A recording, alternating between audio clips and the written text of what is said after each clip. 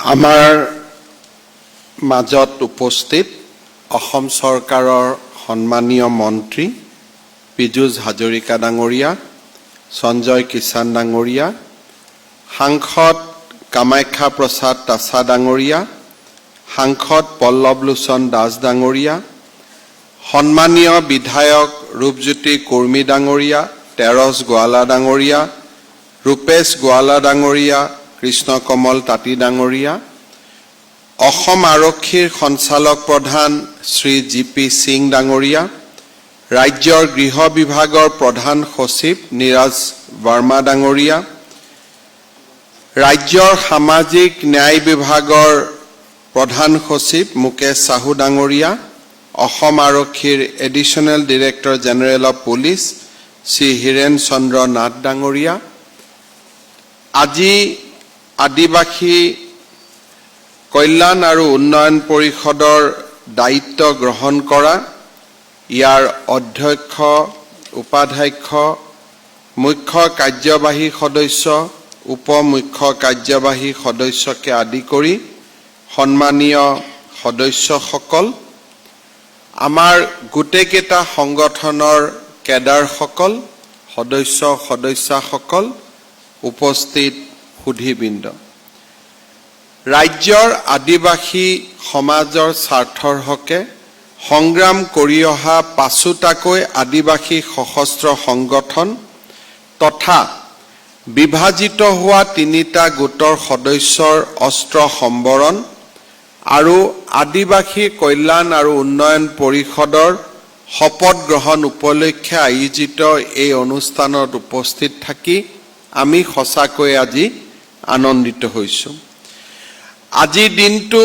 আমাৰ জাতীয় জীৱনৰ বাবে এটা অত্যন্ত গুৰুত্বপূৰ্ণ দিন। অসমৰ পিছপৰা আদিবাসী সমাজখনৰ উত্থানৰ হকে কাম কৰি অহা পাঁচটা সংগঠনৰ সদস্যসকলে আজি তেওঁলোকৰ অস্ত্ৰ আমাৰ চৰকাৰৰ হাতত জমা দিছে আৰু মুখ্য ধাৰালৈ উভতি আহি আদিবাসী সমাজখনৰ কল্যাণৰ বাবে আৰু অসমৰ সামগ্ৰিক জীৱনৰ কল্যাণৰ হকে কাম কৰাৰ বাবে আমি ইয়াত একত্ৰিত হৈছোঁ। আজিৰ দিনটোত আমি মনত পেলাইছোঁ যোৱা বছৰৰ 15 ছেপ্টেম্বৰৰ দিনটো। এই 15 ছেপ্টেম্বৰৰ দিনটোতে আদিবাসী cobra militant, Birsa commando force, Santhal tiger force, আদিবাসী পিপল আৰ্মি, অল আদিবাসী নেশ্যনেল লিবাৰেশ্যন আৰ্মি আৰু আকমা, BCF আৰু আলনাৰ তিনিটা বিভাজিত গোটৰ প্ৰতিনিধিয়ে ভাৰত চৰকাৰ আৰু অসম চৰকাৰৰ প্ৰতিনিধি বৰ্গৰ উপস্থিতিত এক শান্তি চুক্তি স্বাক্ষৰিত কৰিছিল। এই শান্তি চুক্তি স্বাক্ষৰ কৰাত আটাইতকৈ গুৰুত্বপূৰ্ণ ভূমিকা গ্ৰহণ কৰিছিল ভাৰতৰ কেন্দ্ৰীয় গৃহমন্ত্ৰী অমিত শ্বাহ ডাঙৰীয়াই। তেখেতৰ প্ৰেৰণা আৰু তেখেতৰ প্ৰচেষ্টাৰ ফলতেই এই আদিবাসী চুক্তি বাস্তৱত ৰূপায়িত হৈছিল আৰু আজিৰ এই দিনটোত আমি অসমবাসী ৰাইজৰ হৈ ভাৰতৰ গৃহমন্ত্ৰী অমিত শ্বাহ ডাঙৰীয়াক আকৌ এবাৰ ধন্যবাদ আৰু কৃতজ্ঞতা জনাইছোঁ। আমাৰ মাজত আজি আমি আকৌ এবাৰ কৃতজ্ঞতা জনাইছোঁ আমাৰ উত্তৰ পূৰ্বৰ উপদেষ্টা হিচাপে কাম কৰা শ্ৰী A.K. মিশ্ৰ ডাঙৰীয়াক, যাৰ প্ৰচেষ্টাত আদিবাসী সংগঠনসমূহৰ লগত এই শান্তি চুক্তি আগবাঢ়ি গৈছিল। আজিৰ এই দিনটোত মই অত্যন্ত শ্ৰদ্ধাৰে সৈতে সোঁৱৰণ কৰিছোঁ যিসকল আদিবাসী সংগঠনৰ সেনানী বা তেওঁলোকৰ সদস্য এই সংগ্ৰামৰ সময়ছোৱাত আমাৰ মাজৰ পৰা আঁতৰি গ'ল। বিভিন্ন সময়ত তেওঁলোকে এই পৃথিৱীৰ পৰা বিদায় ল'বলগীয়া হৈছিল। তেওঁলোকৰ আত্মত্যাগক আজিৰ দিনটোত মই আকৌ এবাৰ শ্ৰদ্ধাৰে সোঁৱৰণ কৰিছোঁ আৰু আদিবাসী সমাজৰ হকে কাম কৰি কল্যাণৰ হকে কাম কৰি আদিবাসী সমাজখনৰ উত্থানৰ হকে কাম কৰি আমি তেওঁলোকক আমাৰ শ্ৰদ্ধা আৰু তেওঁলোকক আমাৰ কৃতজ্ঞতা আমি জনাবলৈ নিশ্চয় চেষ্টা কৰিম। ইতিমধ্যে অসম আৰক্ষীৰ সঞ্চালক প্ৰধান জি.পি. সিং ডাঙৰীয়াই উল্লেখ কৰিছে যে মূল খুঁটিলৈ উভতি অহাৰ পিছত আমাৰ বহুতৰে মনত টেন্ডেন্সি থাকে যে আৰ্মছৰ লগত আমি যিহেতু চিনাকি হৈ আছিলোঁ, কৰবাত অকণমান সুবিধা পালেই আকৌ এবাৰ অস্ত্ৰ শস্ত্ৰ হাতত তুলি লোৱা। মই এটাই কথা আপোনালোকক অনুৰোধ কৰিম যে আজিৰ পৰা কেতিয়াবা যে আপোনালোকৰ হাতত আৰ্মছৰ ট্ৰেইনিং আছিল, কেতিয়াবা এই আৰ্মছৰ বিষয়ে আপোনালোকে জানিছিল, এই কথাবোৰ আপোনালোকে সম্পূৰ্ণৰূপে পাহৰি যাওক। কাৰণ আজি আমি মূল খুঁটিত উভতি আহিছোঁ আৰু মূল খুঁটিত উভতি অহাৰ পিছত আকৌ এবাৰ অস্ত্ৰ শস্ত্ৰ হাতত তুলি লোৱাৰ কল্পনা আমি কেতিয়াও কৰিব নালাগে। আমাৰ সমাজত এচাম লোক থাকে যোনে শান্তি নিবিচাৰে, এচাম লোক থাকে যোনে আমাৰ জাতিৰ কল্যাণ নিবিচাৰে, আমাৰ ৰাজ্যখনৰ কল্যাণ নিবিচাৰে। তেওঁলোকে বিভিন্ন সময়ত আপোনালোকৰ ওচৰলৈ যাব, আপোনালোকক ক'ব যে একো কাম নহ'লেই দেখোন, গতিকে তোমালোকে আকৌ এবাৰ অস্ত্ৰ হাতত তুলি লোৱা। কাম হওক বা নহওক, গণতন্ত্ৰত আমি গণতান্ত্ৰিকভাৱে চৰকাৰৰ লগত কথা পাতিব পাৰোঁ। কাম নহ'লে আমি আলোচনা কৰিব পাৰোঁ। কাম নহ'লে কাম হোৱাৰ ৰাস্তা কথা বতৰা পাতি আমি নিৰ্মাণ কৰিব পাৰোঁ। কিন্তু অস্ত্ৰ শস্ত্ৰ হাতত লৈ নিৰীহ ৰাইজৰ তেজৰ ফাকু খেলাৰ আমাৰ কাৰো অধিকাৰ নাই। আমি যেতিয়া জীৱন কাকো উভতাই দিব নোৱাৰোঁ, জীৱন কাঢ়ি লোৱাৰো অধিকাৰ আমাৰ কাৰো হাততেই নাই। আমি যদি কাৰোবাক জীৱন ঘূৰাই দিব পাৰিলোহেঁতেন, তেতিয়াহ'লে জীৱন কাঢ়ি লোৱাৰ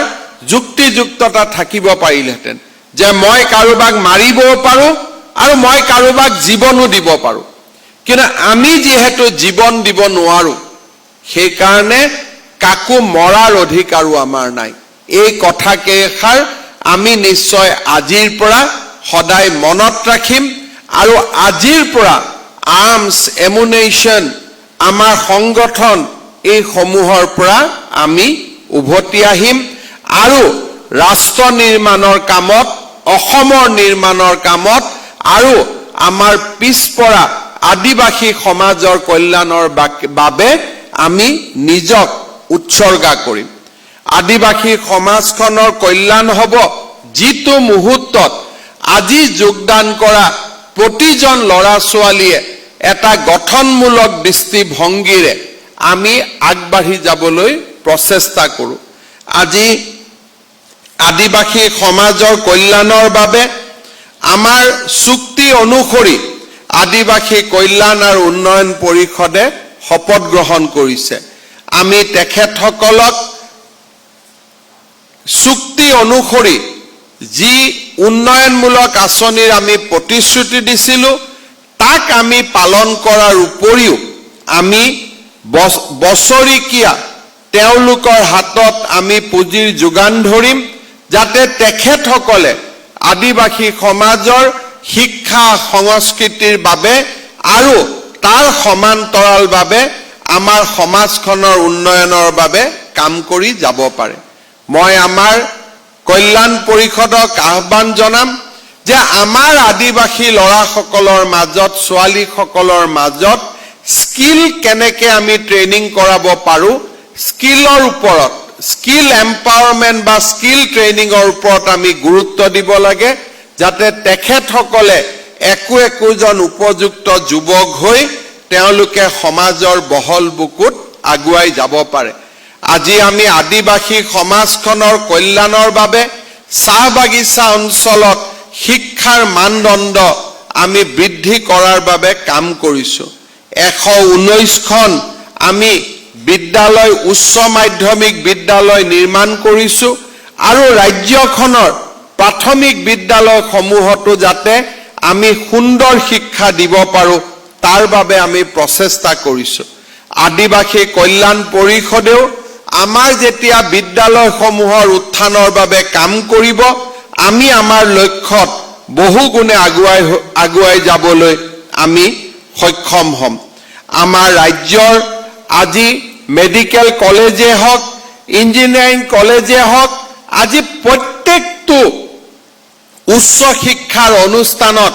আদিবাসী লোকসকলৰ বাবে আমি আসন সংৰক্ষণ কৰিছো চাওতে মেডিকেল কলেজত 30খনকৈ আসন অকল আদিবাসী আৰু চাহ জনগোষ্ঠীৰ বাবে আজি সংৰক্ষণ কৰা হৈছে বছৰত আমি 30 জন ডক্টৰ নিৰ্মাণ কৰিব পাৰো যোৱাকালি আমাৰ কেবিনেটত সিদ্ধান্ত হৈছে যে বিএসসি নাৰ্ছিং এএনএম নাৰ্ছিং আৰু আমাৰ জিএনএম নাৰ্ছিংতো আদিবাসী ল'ৰা ছোৱালীৰ কাৰণে আমি সিট ৰিজাৰ্ভেশন কৰিম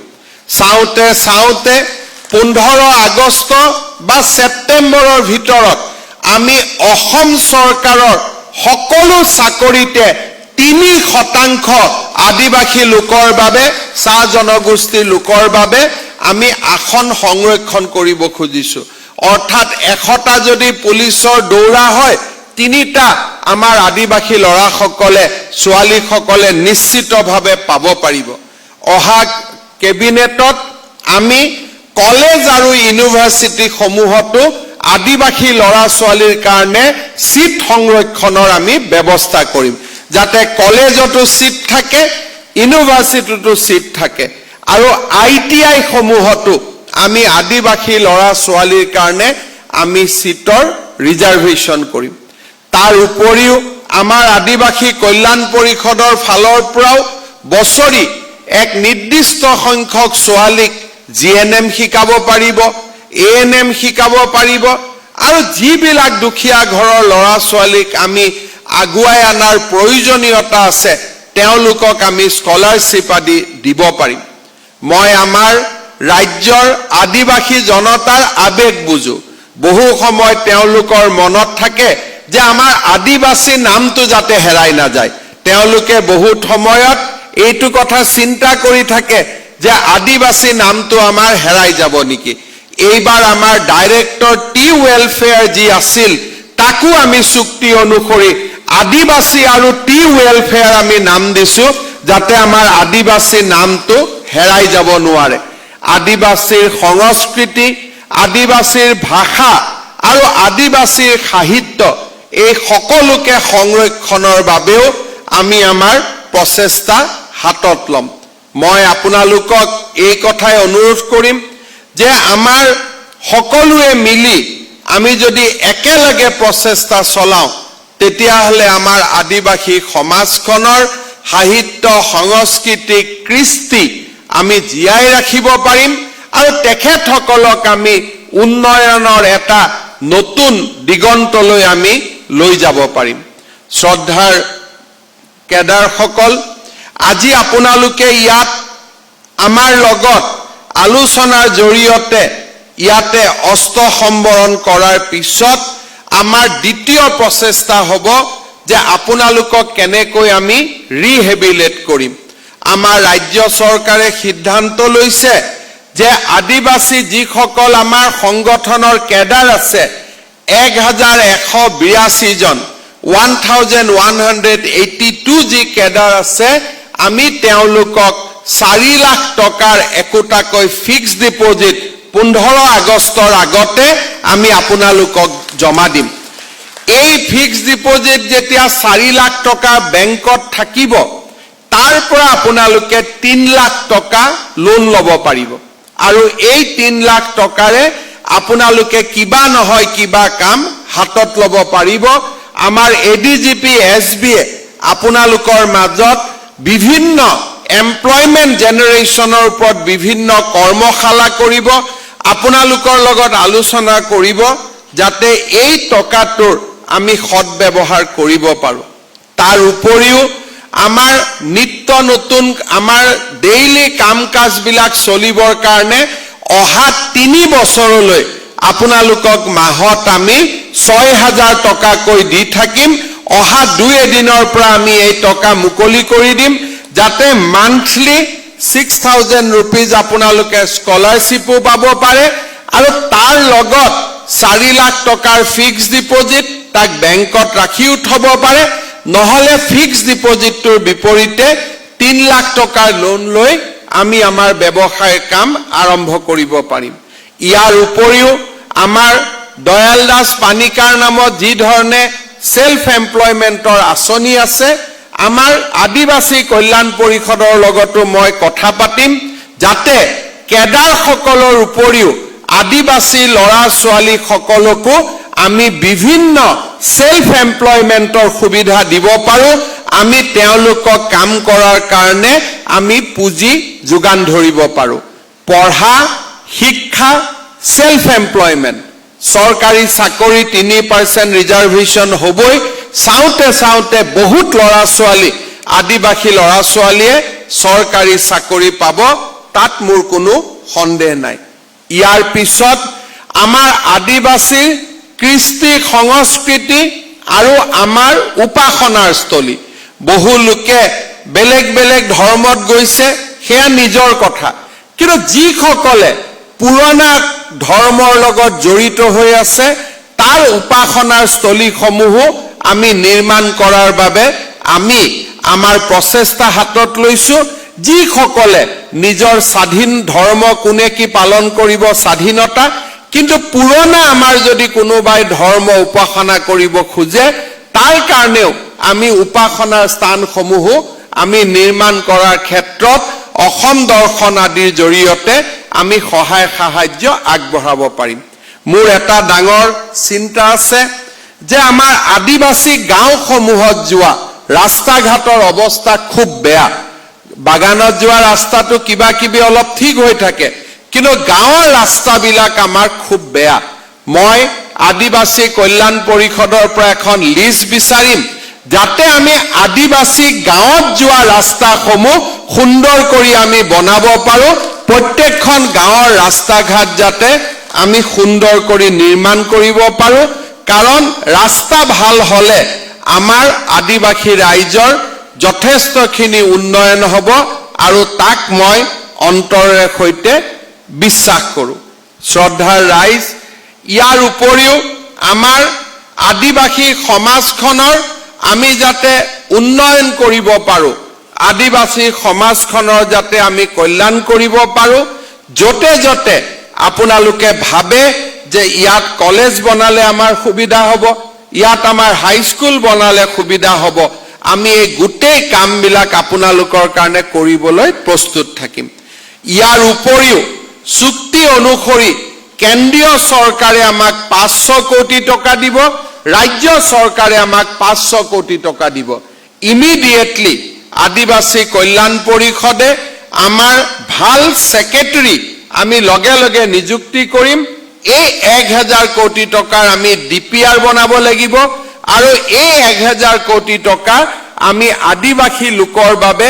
বিভিন্ন ইনষ্টিটিউট স্থায়ী সম্পদ আমি বনাব লাগিব যাতে আমাৰ আইটিআই হয় কলেজ হয় স্কুল হয় আমাৰ সাংস্কৃতিক কেন্দ্ৰ হয় এই 1000 কোটি টকা আমি একৰ্ডত কেনেকুৱা ধৰণৰ প্ৰজেক্ট লব পাৰি তাৰ লিষ্ট আছে সেই অনুসৰি আমি প্ৰজেক্টবোৰ হাতত লব পাৰিম আৰু আমি প্ৰজেক্টবোৰ হাতত ললে আমি সেই প্ৰজেক্টবিলাকৰ জৰিয়তে আমি সমাজখনক আগুৱাই লৈ যাব পাৰিম আজি মই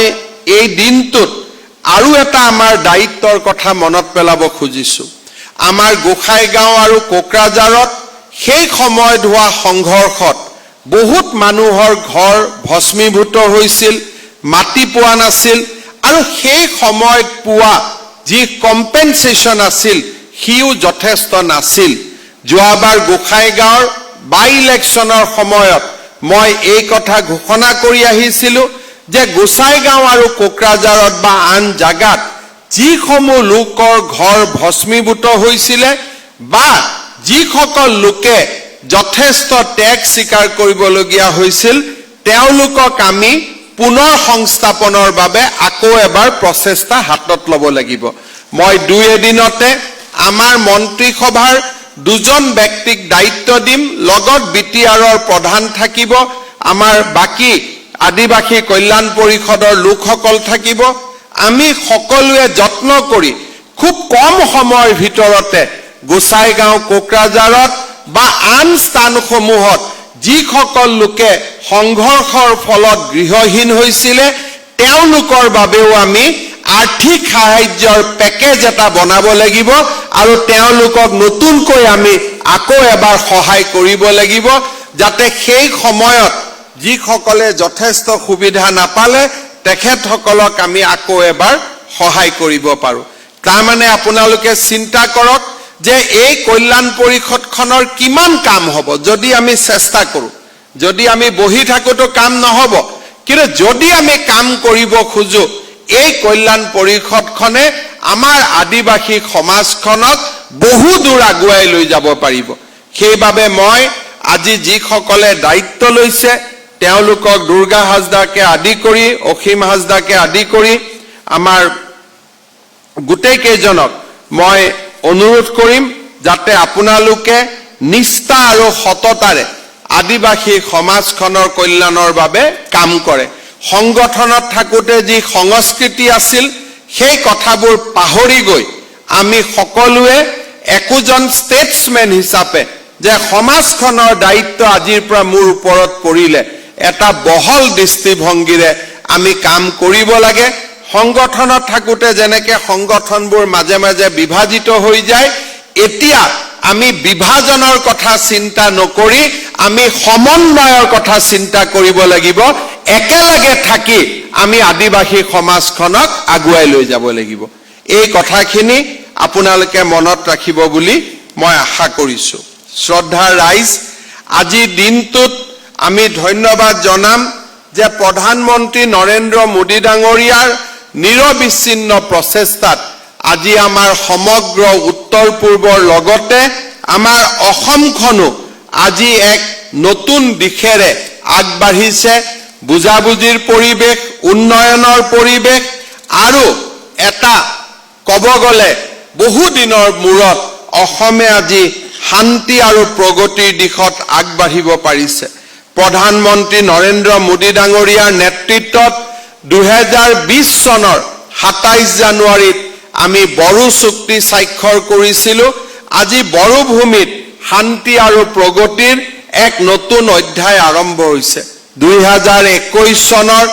4 ছেপ্টেম্বৰত আমি কাৰ্বি আলং জিলাৰ KLNLF, PDCK, UPLA and KPLTৰ লগত শান্তি চুক্তি স্বাক্ষৰ কৰিছিলোঁ আৰু আজি কাৰ্বি আলঙত চাৰিও দিশতে এক উন্নয়নৰ যি নতুন দিগন্ত তাক আমি সকলোৱে প্ৰত্যক্ষ কৰিছোঁ। ডিমাচা বন্ধুসকলৰ লগতো 2023 চনৰ 27 এপ্ৰিলত শান্তি চুক্তি স্বাক্ষৰিত হয়। United Democratic Liberation Front of Barak Valley আৰু Bru Revolutionary Army of Union নামৰ বৰাক উপত্যকাৰ দুটা ৰিয়াং উগ্ৰপন্থী সংগঠনৰ লগতো আমাৰ 2022 চনৰ 12 ডিচেম্বৰত শান্তি চুক্তি স্বাক্ষৰিত হয়। বৰ্তমান আমাৰ ৰাজ্যত 5টা সংগঠনৰ লগত আমাৰ যুদ্ধবিৰতি অৱস্থাত আমি আছোঁ আৰু এই 5টা সংগঠনৰ লগতো আমি খুব সোনকালে শান্তি চুক্তি স্বাক্ষৰ কৰিব বিচাৰোঁ। আলোচনাপন্থী ULFA, Kuki Revolutionary Army, United Kukigam Defence Army, Kuki Liberation Organisation আৰু মাৰ পিপলছ কনভেনশ্যন। এক কথাত ক'ব গ'লে আলোচনাপন্থী আলফা, কুকি আৰু মাৰ এই তিনিওটা সংগঠনৰ লগত আমি যদি শান্তি চুক্তি কৰিব পাৰোঁ তেতিয়াহ'লে অসমত যুদ্ধবিৰতিত থকা সংগঠনসমূহ এক প্ৰকাৰ নাইকিয়া হ'ব। মই আশা কৰোঁ যে আমাৰ ভাৰত চৰকাৰৰ গৃহ বিভাগ আৰু ৰাজ্য চৰকাৰৰ গৃহ বিভাগৰ তৎপৰতাত এই চুক্তিসমূহো আমি যাতে সোনকালে স্বাক্ষৰ কৰিব পাৰোঁ। আজি আপোনালোকে দেখিছে যে আমাৰ ৰাজ্যখনত অশান্ত অঞ্চল আইন ডিষ্টাৰ্ব এৰিয়া এক্ট সমগ্ৰ ৰাজ্যখনতে বহু শতিকা জুৰি বলবৎ হৈ আহিছিল। আজি অসম আৰক্ষীৰ ত্যাগ, ভাৰতীয় সেনাৰ আত্ম উৎসৰ্গা আৰু বিভিন্ন সংগঠনসমূহৰ সদিচ্ছাৰ ফলত আজি আমাৰ ৰাজ্যখনৰ প্ৰায়বোৰ অঞ্চলৰ পৰাই ডিষ্টাৰ্ব এৰিয়া এক্ট আজি উইথড্ৰ হৈছে। সশস্ত্ৰ বাহিনীৰ বিশেষ ক্ষমতা আজি আমি প্ৰত্যাহাৰ কৰিছো। এতিয়া মাত্ৰ তিনিচুকীয়া, ডিব্ৰুগড়, চৰাইদেউ, শিৱসাগৰ, যোৰহাট, গোলাঘাট আৰু কাৰ্বি আলং আৰু ডিমা হাছাও জিলা, এইকেইখন জিলাতে আমাৰ arm force special power act বলবৎ হৈ আছে। অসম আৰক্ষীৰ সঞ্চালক প্ৰধানৰ নেতৃত্বত আৰু অসম আৰক্ষীৰ জোৱানসকলৰ বা আমাৰ অফিচাৰসকলৰ যি বৰ্তমান যি কৰ্ম প্ৰেৰণা আৰু অসমৰ ৰাইজৰ শান্তিৰ প্ৰতি যি বিশ্বাস, অসমৰ ৰাইজৰ বিকাশৰ প্ৰতি যি আস্থা, এই গোটেইবিলাকক দেখি মই নিশ্চিতভাৱে ক'ব পাৰোঁ যে খুব কম সময়ৰ ভিতৰতে আমি নিশ্চয় ৰাজ্যখনৰ পৰাই একেবাৰে arm force special power act আমি উইথড্ৰ কৰিব পাৰোঁ। তেনে এটা দিনৰ বাবে মই ভগৱানৰ ওচৰত প্ৰাৰ্থনা কৰিছোঁ, আমি যাতে খুব সোনকালে এই দিনটো দেখা পাওঁ। মই বিশ্বাস কৰোঁ প্ৰধানমন্ত্ৰী নৰেন্দ্ৰ মোদী ডাঙৰীয়া আৰু গৃহমন্ত্ৰী অমিত শ্বাহ ডাঙৰীয়াৰ আমাৰ প্ৰতি থকা সদিচ্ছা আৰু আমাৰ অসমবাসী ৰাইজৰ আমাৰ প্ৰতি থকা আশীৰ্বাদ, এই গোটেইবিলাকলৈকে যেতিয়া মই দৃষ্টি দিওঁ তেতিয়া মোৰ মনটো আত্মবিশ্বাসেৰে ভৰি পৰে যে এনেকুৱা দিনবোৰ দেৰিকৈ অহাৰ পৰিৱৰ্তে নিশ্চয় যেন সোনকালে আহিব, তেনেকুৱা মোৰ মনত আহে। আৰু মই বিশ্বাস কৰোঁ যে আমি নিশ্চয় এনে বহুত ভাল ভাল খবৰ এই অহা দিনবিলাকতে আমি লাভ কৰিবলৈ সক্ষম হ'ম। আজিৰ এই দিনটোত মই পুনৰ এবাৰ আলোচনাৰ মঞ্চত নথকা একমাত্ৰ সংগঠন পৰেশ বৰুৱা ডাঙৰীয়াৰ নেতৃত্বৰ আলফাৰ প্ৰতিও মই আলোচনাৰ মঞ্চলৈ ঘূৰি অহাৰ বাবে আহ্বান জনাম। অসমৰ নৱপ্ৰজন্মই এতিয়া বিকাশৰ জৰিয়তে জাতিৰ সমস্যাসমূহ সমাধান কৰাৰ কথা আজি অগ্ৰাধিকাৰ দিয়ে। আজি অসমৰ চাৰিওফালে আমি যুৱক যুৱতীসকলৰ সপোন আমি বাস্তৱত ৰূপায়িত কৰিব পাৰিছোঁ। 1 লাখ ল'ৰা ছোৱালীক চৰকাৰী চাকৰি দিয়া এনে প্ৰচেষ্টাসমূহে আজি অসমত আত্মবিশ্বাসৰ এক নতুন পৰিৱেশ সৃষ্টি কৰিছে। সমন্বয়ৰ বাতৰি, আজি বিটিআৰতো সাম্প্ৰদায়িক সংঘৰ্ষ নাই, সমগ্ৰ অসমতে আজি জাতি উপজাতিৰ মাজত সমন্বয়ৰ এটা নতুন সাঁকো নিৰ্মাণ হৈছে। আদিবাসী সম্প্ৰদায়ে হওক, জনজাতীয় সম্প্ৰদায়ে হওক, অনুসূচিত জাতিৰ লোকে হওক, আজি পিছপৰা সমাজৰ লোকে আমাৰ বহল সমাজখনৰ লগত থিয় হৈ নিজৰ অধিকাৰো সাব্যস্ত কৰিছে আৰু আমাৰ অসমখনৰ সৰ্বাংগীন উন্নয়নৰ বাবেও আজি বৰঙণি আগবঢ়াইছে। মই বিশ্বাস কৰোঁ আমাৰ মাজত নিশ্চয় সেই দিনটো আহিব যিটো দিনত আমি আলফাৰ লগতো আলোচনাত বহি শান্তিপূৰ্ণভাৱে অসমৰ সমস্যাসমূহ সমাধান কৰিব পাৰিম। পুনৰ এবাৰ আজি দায়িত্ব গ্ৰহণ কৰা আদিবাসী কল্যাণ আৰু উন্নয়ন পৰিষদৰ সমূহ সদস্যক পুনৰ এবাৰ মই অভিনন্দন জনাইছোঁ। যিসকল কেডাৰ আজিৰ পৰা মূল খুঁটিলৈ উভতি আহিব তেওঁলোকক মই ৰাষ্ট্ৰৰ মুখ্য ধাৰালৈ স্বাগতম জনাইছোঁ আৰু আজিৰ এই মুহূৰ্তত পুনৰ অশ্ৰুসিক্ত নয়নেৰে যিসকল আদিবাসী সংগ্ৰামী যুৱক যুৱতী এই দীৰ্ঘদিনৰ সংগ্ৰামৰ সময়ত আমাৰ মাজৰ পৰা আঁতৰি গ'ল, তেখেতসকলৰ প্ৰতি পুনৰ মই অশ্ৰুসিক্ত নয়নেৰে তেওঁলোকৰ পবিত্ৰ আত্মাৰ প্ৰতি মোৰ শ্ৰদ্ধা জনাই মই মোৰ বক্তব্যৰ সামৰণি মাৰিছোঁ। ধন্যবাদ। জয় হিন্দ, বন্দে মাতৰম। ধন্যবাদ মহাশয়।